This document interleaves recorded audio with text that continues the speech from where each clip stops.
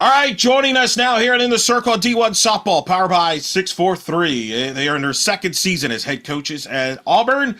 They are getting ready to host Missouri in Malveaux Mania. Malveaux Mania 2. They had their original last year. We're going to talk a lot about that. And I speak of course, Chris and Kate Malveaux back with us here on the podcast. First, is it just Malveaux Mania or can I call it Malveaux Mania 2? Which is it? Because what's the term here? That's freaking cool right there. If you think about it, WrestleMania, whatever we're at right now, that'd be cool. Let's go with Malvo Mania too. Breaking news. We sign off. If co-sign, I acknowledge that. I acknowledge both of you on that for the promotion. Yeah, Malveaux Mania 2. We'll talk a lot about that big promotion there in a moment. I want to ask you both, though. You're about halfway through the season. What have you learned about this team so far? Where do we begin?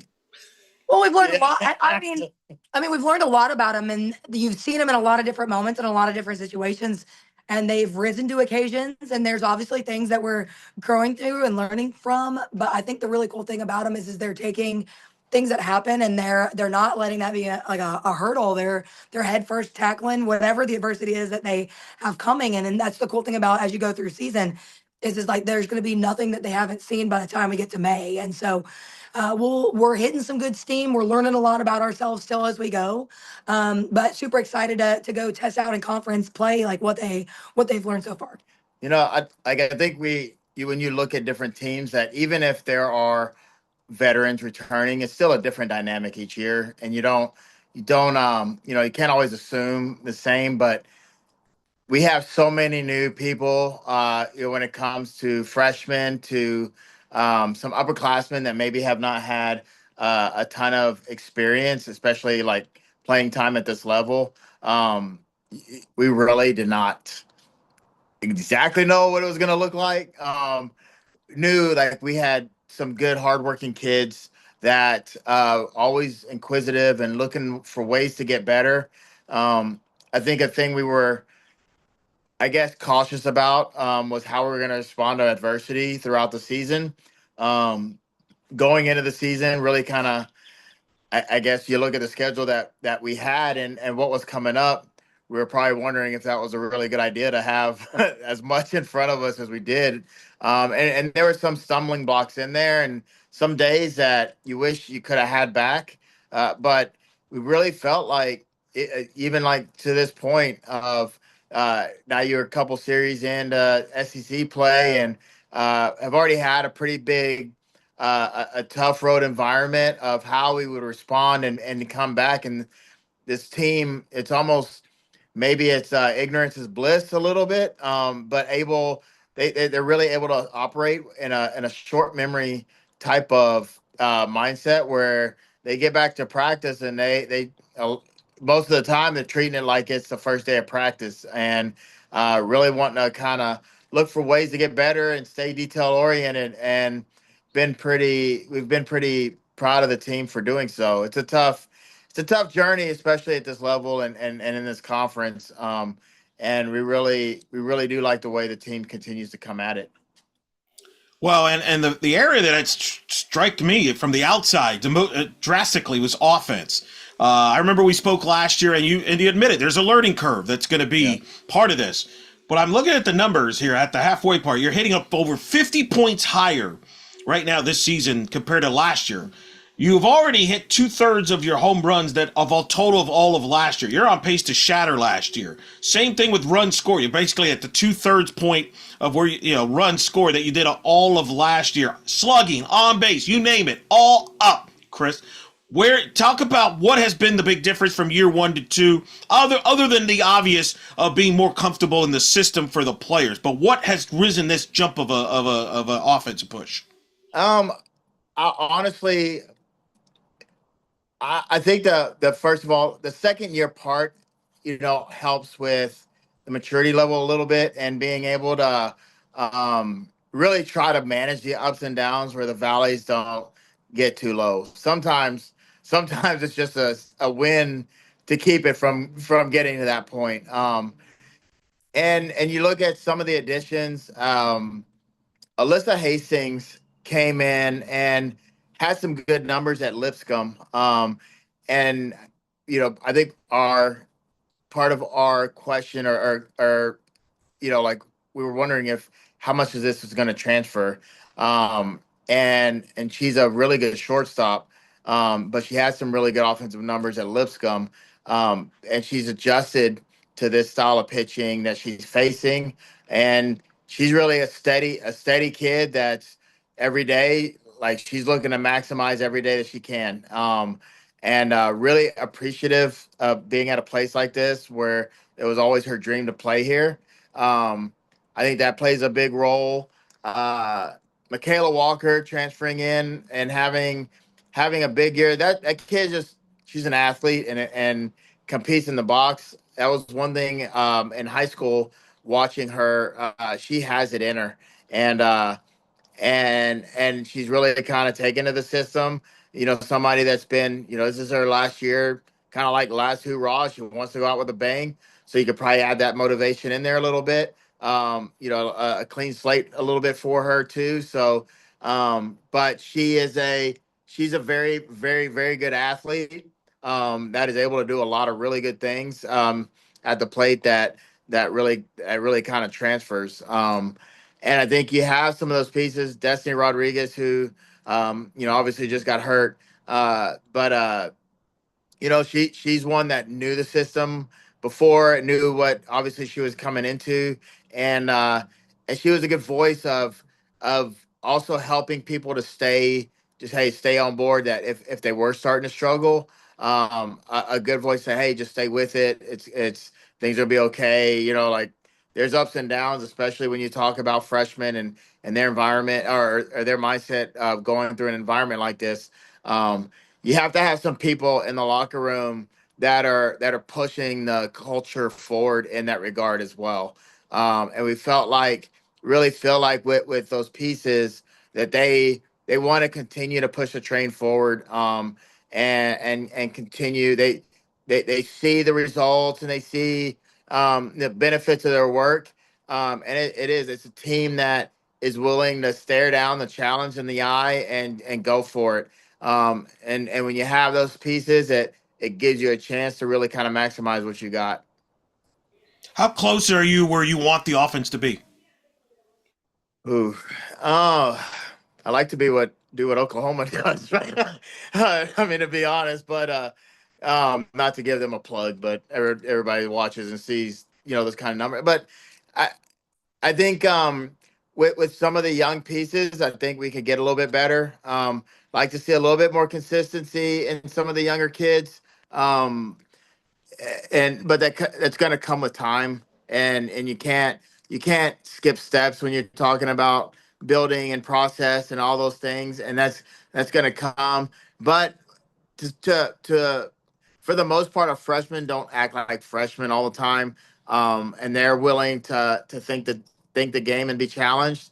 And we just gotta every now and then we might let a pitch go by that's the one that we're supposed to be going for, and things like that. And they're still kind of learning on the fly, but really and truly, we just like to be at a point where we're keeping the pressure on an opposing pitcher constantly from pitch one into the end, where we feel like we can make them labor through. So that's the big goal, and however that looks like would like to eliminate some of those lulls that we have in some games, but that's the big goal, is to keep that pressure on. Kate, with the pieces that you have, the new faces, the young faces, who are some of the leaders that have stepped up from your team this year, and as well as some of the new faces that have certainly impressed and have been a big key part of those so far?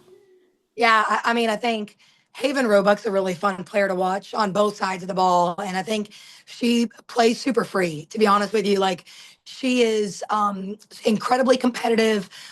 She was a shortstop that's just like, I'll do whatever you need me to do. I just want to play. And so she learned third base really quickly. And obviously, having somebody like Hastings next to her, you talk about leadership. Hastings has done a really great job of kind of helping her transition into that role, which has been really fun. So young Haven Roebuck's one of them. Ava Ratliff's done a really good job of stepping up behind the plate.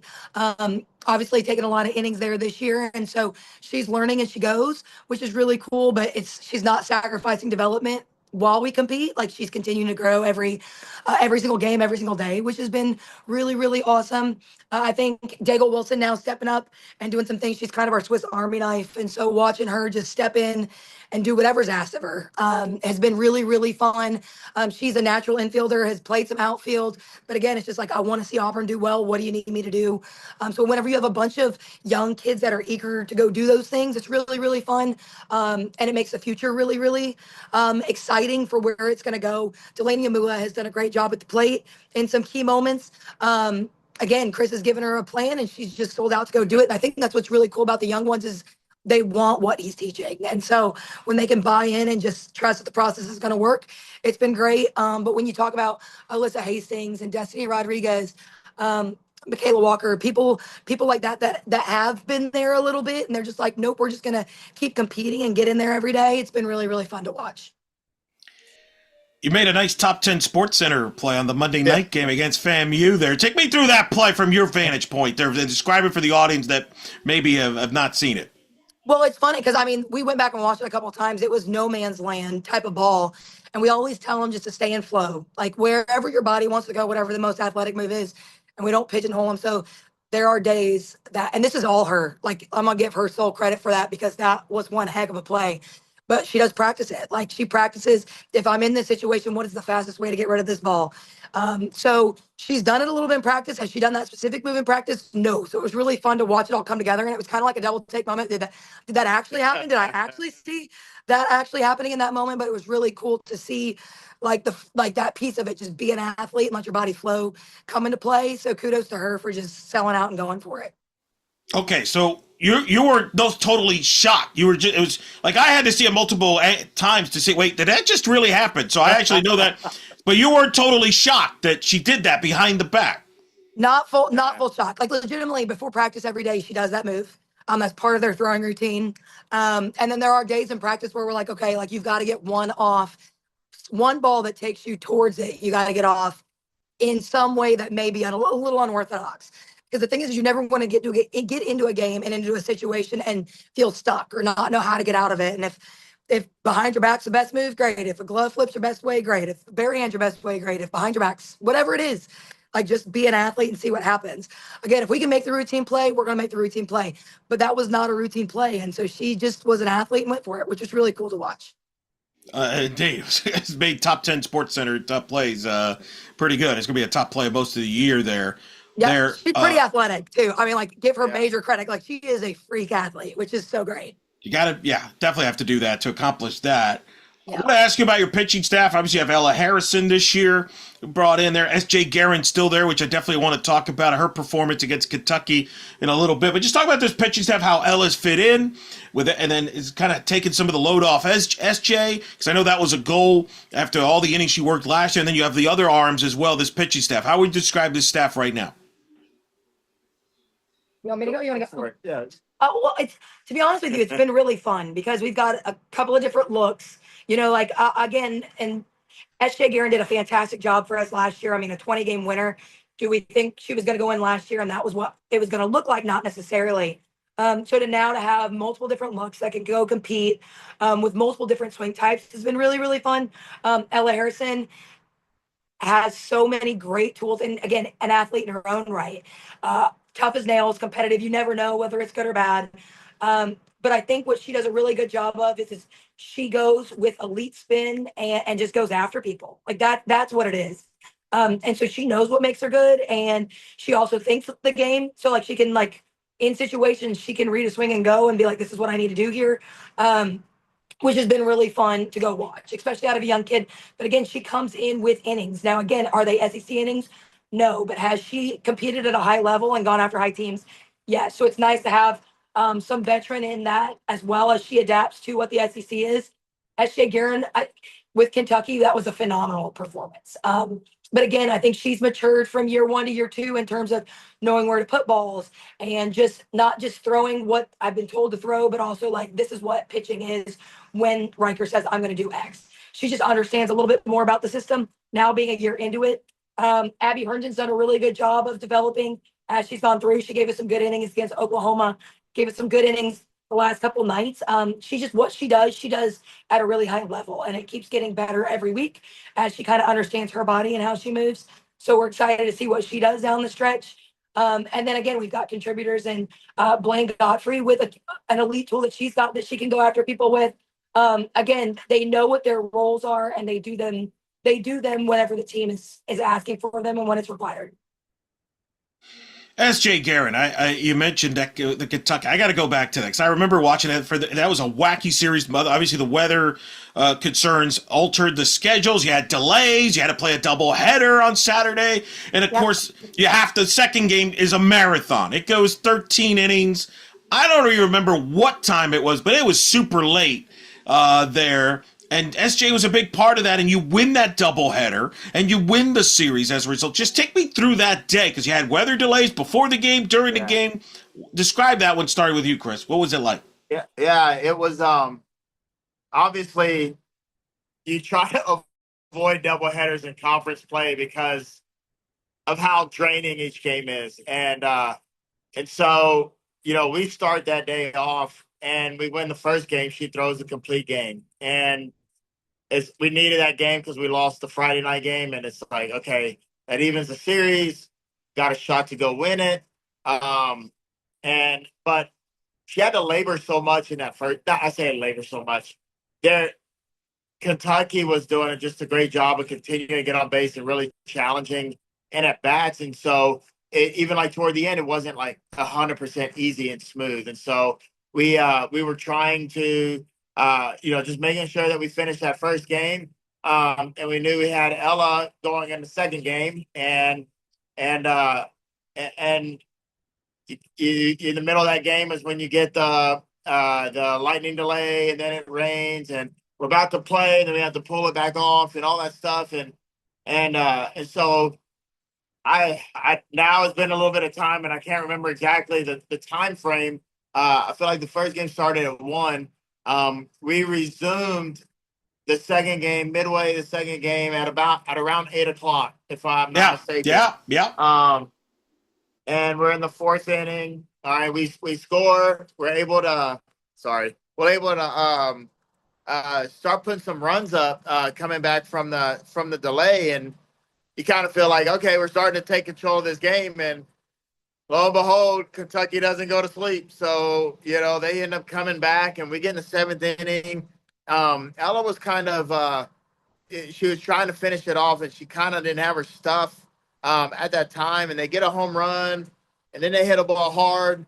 At the time, we weren't thinking SJ right away because trying to hold a one-run lead, and SJ had just thrown a ton, and it was a grind, and it's like they just saw her, so we go to Abby to try to get the final 2 outs, and of course they hit a bomb to tie it up and send it to extras, and as we're going through, we get through one round of extras, and we're kind of looking at like, okay, they're kind of on Abby, like our only shot really is SJ, just to let's just see how much we can hold to give ourselves a chance to win. And I can't remember. She throw another 5-6 innings after that, I believe, and like I could not believe what we were watching and watching how. I think the thing that kind of struck me was one that she found some third or fourth gear to really, kind of get in and compete. But I don't know how much you've talked to SJ. There's not a ton of emotion. There's not a lot of like exclamation in her voice, and as she talks about it, it's just like very straightforward, very, very quick answers. And when she pitches, she does her job, comes off the field, right? Goes out there, does her job. The amount of emotion she was showing in those innings, like it was so cool, and it was so energizing to the team. And kudos to Kentucky. They were, I mean, their kid was just dealing and painting the corners and not giving anything. And they were doing a good job of like just mixing up how they were calling pitches. And so there's random times you're trying to sit on certain pitches or trying to, and we just couldn't do anything. And and it's just you were worried it was a matter of time, but just SJ was not. She was not going to give them any breathing room whatsoever. And then we were able to pull it out in the end, and that was just it was so cool to see SJ. It was, like I think this year hasn't 100% been the way she would have liked it. Especially kind of in the start and some good outings, and then some outings she had to kind of work through and labor through, and it wasn't always easy. And it's almost like conference play started, and SJ was back and ready to roll. And for our sake, thank goodness she was. No doubt. I think that was the last game that finished that night, across the country. And I think it was right at 1 a.m., something like that, or something. Yeah, it was pretty. 12:30, Yeah, 12:15, somewhere yeah. in there. Your Eastern time, maybe one. Eastern. Yeah. Yeah, Easter. Trust me, that's where I was because Eastern time, 1 o'clock. I remember because I had a broadcast the next morning, and I'm like, all right, I'm going to stick around for this game, and I felt it for sure. But that's a game that bonds a team, does it not, Kate? That's a bond that both of you. That bonds this team. Oh, 100%. Well, and it just gives you belief. I mean, especially when you look at our last season, we started 0-12 in conference last year. And so to see a group that's got that much grit and fight in them to not give in, because it was 13 innings, right? Yeah. 13 innings. I mean, at any point in time, you can mentally check out. And we talk about it like it's whoever's going to stop throwing punches is the one that's ultimately going to be the one that, takes the punch and is knocked out. And it's like our kids just kept throwing punches, and it wasn't perfect. Every inning wasn't absolutely the way we wanted. But they didn't give in. And that was the coolest part to see is that they have the grit to go fight, and it doesn't matter who it is. What have you both learned now as you're halfway through your second season as head coaches? What have you learned about the job you didn't know maybe a year and a half when you got in and took over? Thanks, Chris. I don't know. I think at the end of the day, it still comes back down to like the fundamentals of the process. And we knew that going into it. And sometimes whenever you get a group going and you're like, yeah, we're in a really good spot. Then you're like, okay, well, I got to go back down to the basics of it. You know what I mean? And you can't ever take for granted the small things. I think sometimes, like personally, I'll be like, I want to move on to the next thing. I want to move on to the next thing because they've got it. They've got it. They've got it. And we got to keep pushing them, which is what we always do. But sometimes it's like you got to remind them that like still put your left foot in front of your right. You still got to go. And maybe that's partially just being with a young team. But I think that's it. Is to be honest with you, it's just like every single rep is like we are trying to get them to play every single rep like it's the last game of the World Series, whatever it is. And you can't ever take a pitch for granted. We've known that every single time. I think that's something that we constantly keep pushing so that the culture continues to grow. I think personally, for me, it's continuing to help shaping perspective for these players. That it's every year, even though it's still playing softball and they're still competing and all those things. It is. I feel like the big challenge in coaching right now is sometimes what they need and what they need to hear and how they go, because it can very easily turn into a chore or pressure and things like that, and we can kind of lose sight of the opportunity that we do have, and to be able to play at this level and compete at this level and do all the things. And so I think it's something that's been kind of reminded, but it's also the constant challenge of how do we continue to do this. I think there's a couple coaches that probably do a really, really, really good job of doing that. And I think that's the biggest thing that we're continuing to chase on our end. We're speaking with Chris and Kate Malveaux, the head coaches at Auburn, here on In the Circle of D1 Softball, powered by 643. Auburn hosting Missouri this weekend in Malveaux Mania 2. We've officially called it Malveaux Mania 2 because it is WrestleMania 42. So, I mean, we can go back to it.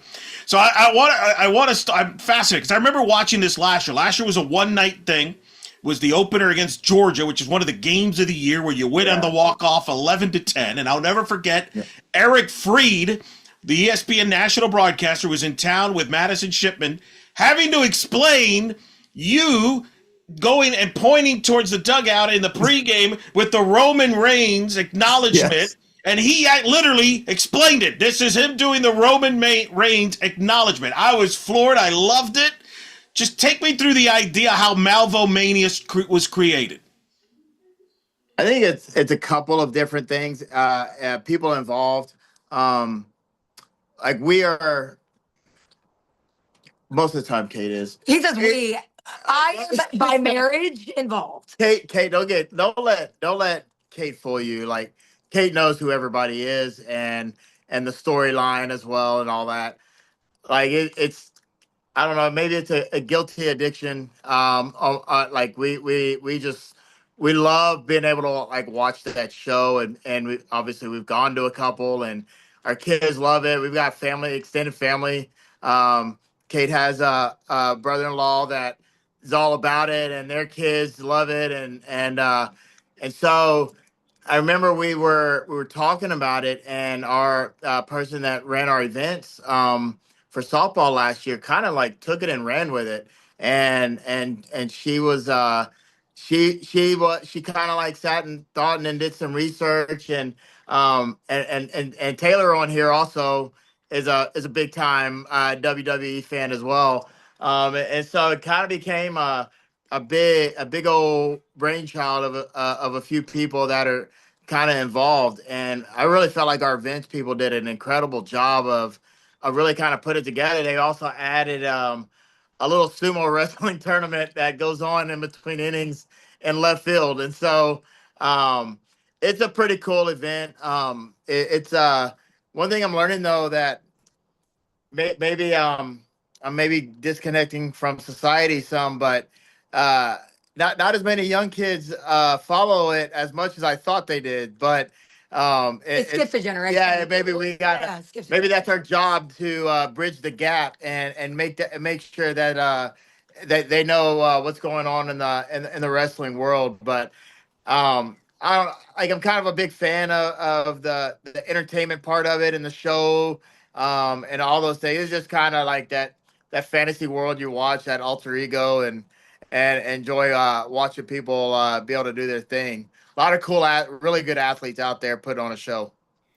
This year you'll have a better read for it, because as I understand it, you'll do the whole weekend. Last year was just a one night, one off. Yeah. This year will be a weekend. I have a feeling you'll get a clearer picture on the demographics there a little bit, because maybe some people were kind of thrown off a little bit, kind of like Eric Freed was last year. Right? Exactly. Now, Kate, now you're not innocent in all this. I remember last year, leading up to that game, the video package they did where you're talking to the fans there with the title belt with the Triple H theme music. You're like, hey, you know how to play the game, so you know what you're doing. I can one line you just about all of the music. Now the music is my genre. Like that's my genre of music. Like if I'm getting ready for a game, like that's what I'm listening to. So I vibe with the music. So I can one line you just about any WWE wrestling song you need. In fact, the girls do WWE walk up songs.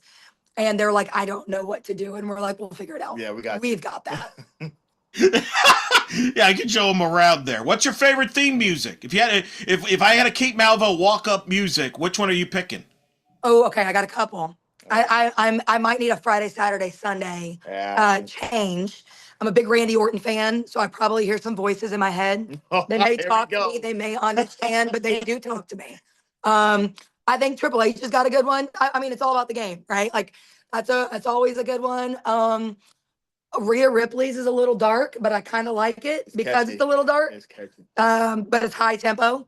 So you need somebody to like scream in my face, and that's probably any of those songs will do. That's a nice trifecta. Chris, which one? Obviously Roman Reigns. Roman Reigns? Which one? Which version of Roman Reigns are you using? The newest one. I'm greatness. I like the ones with the drums right away, and it just kind of like gets your attention, and you're like, hold on, something's about to happen, and it leads up into it. I love the lead up. I'll tell you what, like the way they've become where that it's almost like you feel like half of the match is really the music and the lead up and the build up and the show and all that. It's like, well, heck, they're really wrestling for about 3 or 4 minutes, and so I'm all about that. Royal Rumble is our favorite too. It's like you get to hear 30 different songs and you don't know who's coming out when. So still a page from our son. Oh, Our kid. son is his favorite wrestler is AJ Styles. Oh, big news. Yeah, just yeah, retired. recently retired, but um, uh, like that's an awesome one. Yeah. I And would, he's from this area, yeah, right? he's Like from Georgia. Georgia. Yeah, yeah, and so I was always The Rock. I was always a Stone Cold and a Batista guy. And then I still get chills when Lesnar's music hits. So, just it's pretty. I love the show of it. I love the impact that their music hits and that like shock factor it gives you. It's pretty awesome. And we like to sing Cody Rhodes' song in the Yeah, car. yeah, Like yeah, that's one of the favorites to just belt in the Kingdom. car with the Oh kids. yeah, yeah, that's easy. Kingdom's a good one. Yeah. yeah. And Kingdom's a like very in these kind of like in like sport, it's like a cool in sport type song. Now, as I understand it now, every game in the line, when you exchange the lineups, this has become the thing. You do the Roman Reigns acknowledgement, the press box acknowledgement. Do you remember the first time you did it? How did you come up with that idea?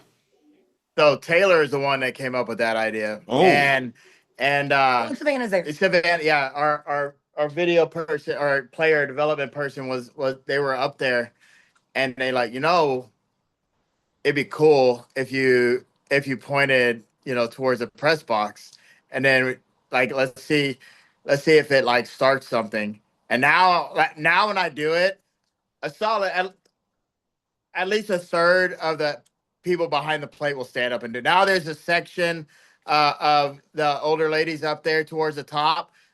They're doing it back, and then the fans will start doing it. So slowly but surely, we're getting there. We've been trying to recruit some students to the games as well, and if they come out to the deck in left field, I told them, like, I'll acknowledge you guys too. So let's roll. My favorite was the first time. So the first time he did it, like I was like, okay, how's this gonna go? Yeah, So I looked and like no, everybody like looking around, being like, what's he doing? And then by Sunday though, it was so cool. Like people were standing up and doing it, and they're like, I don't even know what I I'm don't doing. even know. I'm here and I'm doing it. that's fun. Did the players know? We had to explain it to them Yeah, eventually. we had It took to Malveaux Mania last year. until they showed the video of Roman Reigns, and like our kids, wherever our kids are at in the stadium, they'll do it, and I'll do it back. And they got it on video last year. The kids doing it back, and so like they're on the video board too. Whenever they showed it, so they'll show that clip sometimes whenever I go to the plate too. So it kind of then it shows Roman Reigns doing it, so they know like kind of like where it came from. Is it true? I think you may have told me this last year. I think at some point, or you've done some interviews about it. Did you two go out? One of your first dates was a wrestling show. Is that true? Listen, hear me out. I am such a good future wife in this moment. This is when I knew. One of the first Christmas, it was the first Christmas we were dating. Yeah. I was like, okay, I guess I'm gonna see because like he said, my brother-in-law is a big wrestling fan, and he said we're gonna go to the Royal Rumble in St. Louis, and I said, okay, Chris really likes this. Maybe that's what I do for Christmas. And I did it, and I'm sitting there, and like his mouth dropped, and I was just like, I don't know if this is a good thing. I guess it's a good thing. And then we went, and I'm gonna totally like probably embarrass you a little bit. It's all good. But we were driving down to the event. So we were about 3 hours away from the event, and after a practice, we picked up and we started driving to go down there. And he's like, I'm gonna make a sign, and I'm like, oh, we're those people. Okay, got it. So it took me a little bit to understand what I was getting into fully, and then so I'm like, I'll drive. And I thought he was going to be done with the poster. I thought you just wrote on the poster and went, oh, no, no, no. An hour and a half in, he was only halfway done with the poster. And I said, holy moly, man. Like, we got to pick up the pace just a little bit. Eric, what if it got on TV, man? I had to make a statement. But you got to know I was poor and broke at the time. And so we weren't going to have tickets. So you had to know that it wasn't going to make it. Yeah. You never know. But you never know. Shoot your shot. Who won the Rumble that year in St. Louis? Was that Orton? St. Louis. Oh, St. Louis. Yes, it was. Of course. Yes. Yeah, it was only fitting. Because he had a big pop. I remember that, man. I've been to the Royal Rumble as well. I was at the one in Orlando when AJ Styles made his debut. Oh. Remember that one? Cool. The only Royal Rumble ever where the title was on the Roman Reigns had to defend the title, and then Triple H won. Wow. That's quite a show. That's awesome. Yeah. Have you been to WrestleMania? I have. It was the one in Houston. I think it was WrestleMania 25. The Michaels Taker match. Yes. Oh my gosh. Eric, I feel like I need to get off this call, and y'all need about 3 more hours to talk about wrestling. What a match. Like that. I think it was an hour long, and like nobody ever sat down the entire time. Like that was absolutely insane. Wow. Yeah. Right. The rest of the show was kind of an afterthought after that. Yeah. After that match, everybody witnessed. I remember watching that at home. Oh my There. gosh. Now, no, you can't leave though, because see, this is where it's going to get awkward here. See, because Chris is a Roman Reigns fan who's once again going to be in the main event here we go. of WrestleMania against my guy right here. We're in it. Yeah. We love CM Punk. CM Punk. That's Cult of correct. personalities. Come on. That's my Not theme all. right there. That's the theme right there. That's It the is. theme. If I had to go with that, how do you feel about this? Reigns Punk main event night 2. You good? I'll tell you what, each one is poking the bear right now. I'm gonna have to go with Roman on this one. I don't know. Like I feel like he turns into something in these kind of matches, and I don't know. I think it's gonna be tough. It's gonna be tight, and I think Punk is gonna have a hell of a match. I just can't see it going without Roman winning. But CM Punk's wife also has a title belt, and so they're like the power couple right now. I was gonna say, yeah. I was gonna say. Yeah, could be a disqualification. You just never know. Like there might be a lot of wrenches. I mean, Well, let me ask you this: are you two more like CM Punk and AJ Lee, or you're more like Seth Rollins and Becky Lynch? What kind of power softball couple are you? A power. I don't know. Seth. I mean, I think it's more like Seth Rollins. Do you think I'm like Becky Lynch? Yeah. Really? Yeah. Okay. That'd be, Then that's what we're going with. you kind of fiery. Like it's. She is the man. Andy. She is the man. I mean, not like that. That's not. That's. You know. I can't get fiery. Sometimes that's very true. Yeah, there's not. Yeah, because AJ's kind of sweet and like acts like she's innocent. Yeah, But she's not. AJ's all over the place, but I'm just. Becky Lynch straight shows up. up for one thing, and it's to get after it. So you're a bit of a trash talker, basically, like Becky Lynch. yeah. What do the kids call it? You can gaslight somebody. Gaslight, very good. I might, or they can gaslight me. One of the two. I don't know. One of those. It happens. That's above my terms there too as well. There. Yeah. All Gotta right, use it right. That's how it goes. I know you're going to get asked about your Mania picks later in the season here as we get closer to Mania, so I won't drive you there. But I do want to ask. So what do you do, Chris? Because obviously you're in this. Mania is going to be going on a softball weekend. So are you the type that's going to like, don't tell me the results, I'm going to watch it in my own time, or what? How do you handle that? I will almost delete social media off my phone, and anybody that may text that might possibly be saying something about it, then I will not look at my text message until after I've seen it. So, But now you got to tell Gabe also. Don't watch it without me. well, and he won't. He won't. He'll wait. Because, well, actually, he may not. That's what I'm saying. I don't think you don't know. Yeah. Think about who our son is. Yeah. So, normally we'll try to catch up as soon as we get home and fast forward through the in between stuff and catch in the action. And so, yeah, I do not. It's like a movie, or a TV series that somebody's like don't tell me. I want to experience it, and I want my own reaction. Easier said than done, though. I mean, last year, I remember I was on the air, and then my phone started blowing up about John Cena turning heel at the Elimination Chamber, and I was angry. God. And I was angry. I'm like, I'm on the air. Leave me alone. What are you doing? You're like, this just in. Yeah. Yeah. So you got a challenge. I looked at your schedule. You're in Florida that weekend, so you really got a challenge on the road. That's a bus ride. So, definitely I'll get caught up, but. Well, Gabe doesn't have a phone, so. So we may just have to tell him you can watch up to this point, and we'll talk about it after. Yeah. Yep. Yeah, you got to get ground rules have to be in place way before. There would be. Yeah, there are definitely stipulations into this. So, who on the team, or it could be one of your coaches on the staff, has the wrestling persona, has the one that reminds you of a wrestling character? You know what, Michaela Walker is not a. She's not like an overpowering force kind, but she's a talk trash kind. Her and Kyla Stroud both. If Kyla Stroud would have the personality to do them it. two in the ring with a microphone would be, or a promo would be deadly. Like they definitely have the two biggest personalities that would totally gripped the attention of the WWE universe. They you put a microphone in front of them, it's showtime. It's pretty good. Yeah, You, that's funny. That's good. Yeah.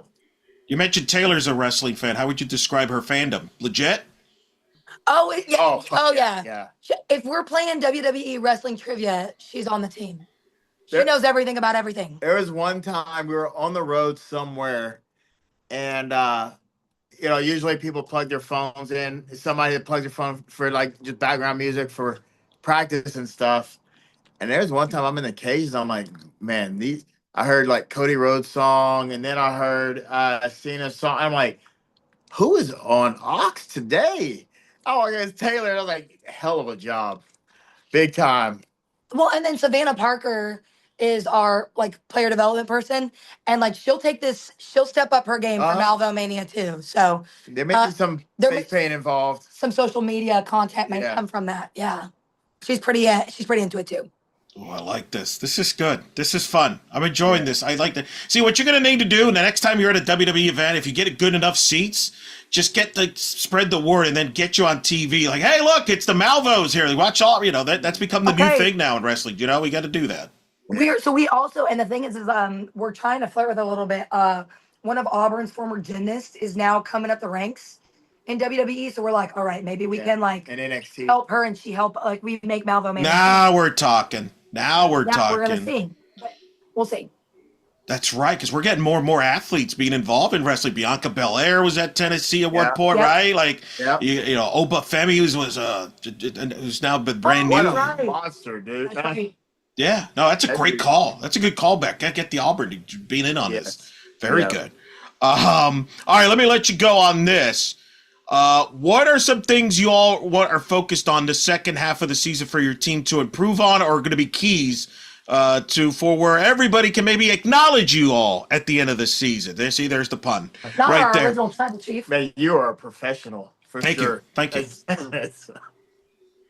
I think it's kind of like you're at that point of the season where you can kind of like stay steady, right? And like like kind of like stay the course. And then there's also some things that are in front of you that you feel like if you can amp it up just a little bit, where and not like obviously become something you're not, but can like see if we could play a little bit more of a consistent ball from pitch one to the last pitch of the game, and really going for it.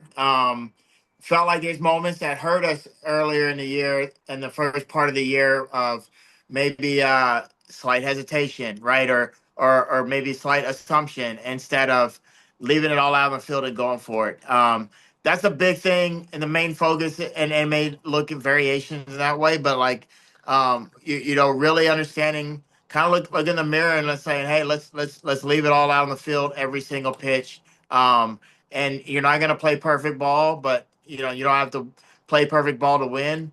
But you do got to play consistent and complete ball. And if we can do that, we feel like that we can make enough noise where the softball world at the end will definitely acknowledge the Auburn Tigers. Oh my God. Well done. I see what you did there. That was beautiful. I love that. Oh my goodness, that was incredible. Chris and Kate Malveaux. This is fun. We're gonna be doing this every year. The Malveaux. We're gonna schedule this. I think around Malveaux Mania there one of these years. Chris and Kate Malveaux watching, of course, Auburn, Missouri. Malveaux Mania 2 this weekend from Auburn. Both of you. Hey, thanks for doing this. It was a fun. We'll be in touch. I have a feeling between the two of us and Taylor, we'll have to have some post meetings. So we're good, right? Even though I'm a punk guy, we're good at the end. Right? Oh yeah, hey, we're punk good. fans. It's friendly. Yeah, I appreciate punk. It's friendly competition. Friendly competition. Yeah. Are you going with Orton over Rhodes? It sounds like you're rooting for Orton to beat Rhodes then. I am. Well, that's a family. That's a family. Yes, it is. No, that's a tough one right there, because our son is deep Cody Rhodes fan. Oh, right? Okay. And he doesn't like losing. I don't. But neither does Kate. But listen, the Viper Strike, man, you can't deny it. And he's been there. He's done that. He's just him. And like I said, I'm from like St. Louis area, so I'm always pull that way just a little bit. St. Louis makes sense. Rumble. All right. We'll check back later on the season at Post Mania. I'll get Taylor's thoughts on it. But in the meantime, hey, good luck the rest of the way of the season. Thanks for doing this. I always appreciate you both, and thanks for coming on here on End the Circle D1 Softball. Thanks, Eric. Thank you. War Eagle.